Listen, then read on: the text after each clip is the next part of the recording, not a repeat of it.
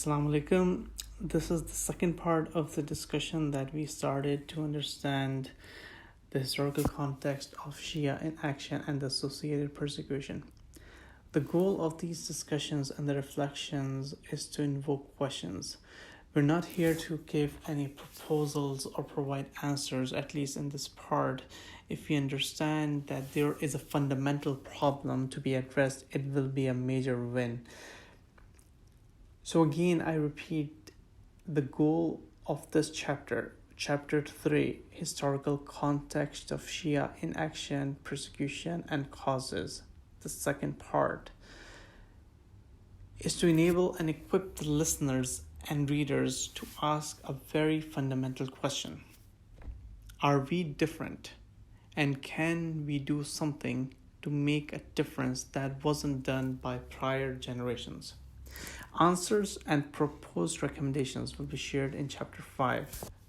Just to recap, in the first part of the discussion, we gave examples of how the Muslims and the followers of Ahlul Bayt al-Islam remained quiet when our pure divine leaders were present and were oppressed.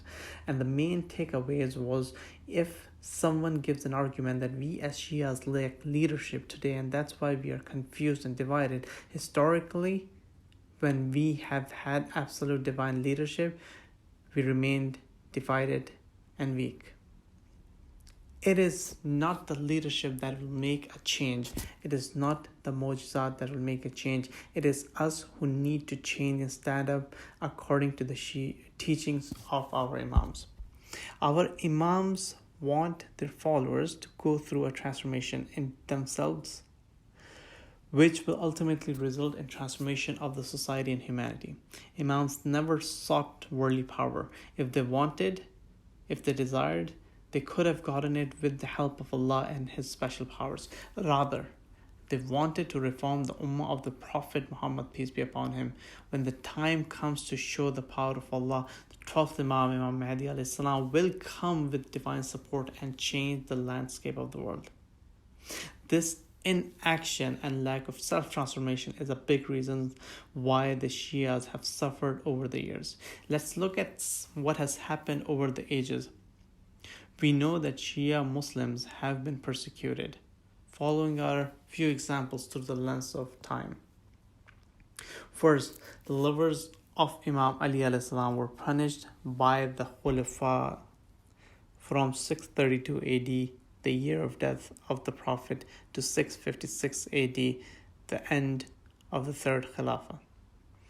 For example, expulsion of Abu Dhar Ghaffari from Medina.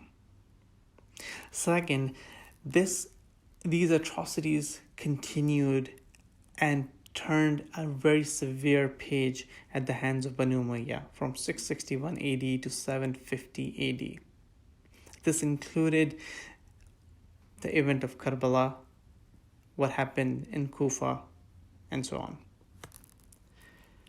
Abbasids then came. They called themselves part of household of the Prophet as they were the descendants of the uncle of Prophet Abbas, but killed innumerous Bani Fatimiyya from 750 AD to 1258 AD. These 500 years were one of the bloodiest years for Bani Fatimiyya. They destroyed the shrines of Imam Hussain alayhi salam, martyred 6 of the Imams from the progeny of the Holy Prophet. Essentially, they were one of the worst race ever to born on the face of this earth.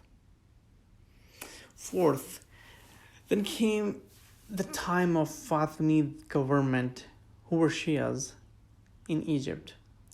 But that was overthrown by Salahuddin Ayyubi, who massacred Shias massively in the 1200s.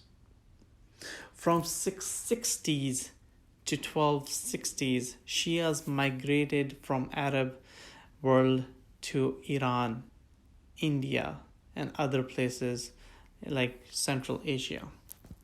Around 1300s, the rise of the Salafi doctrine through the teachings of Ibn Taymiyyah resulted in killing of Shias on multiple fronts. This included the killing by Ottomans of Alavis in the 14th and 15th century. This included Aurangzeb killing Shias in the 1700s.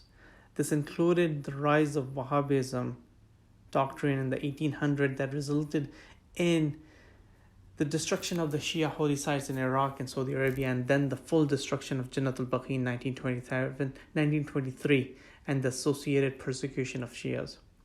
And that was followed by the modern-day anti-Shia tyrants, including Saddam Hussein in Iraq, Ali Saud in Saudi Arabia, Wahhabism in India, Pakistan, Indonesia, and Malaysia, which has resulted in state-sponsored killing as well as terrorism in all of these countries.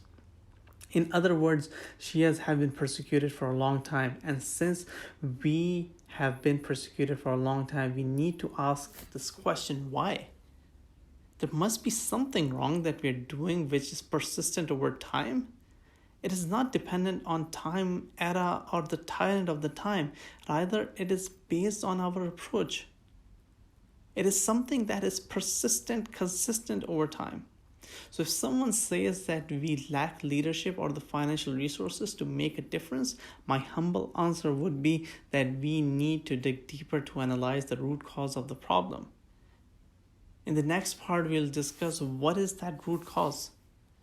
We only have 100 days left before the US elections, and these 100 days will define if we decide to stand up to make a difference in our lives and in the lives of so many others who depend and hope that someday some people will stand up for justice. We cannot let this opportunity fade away. Thank you.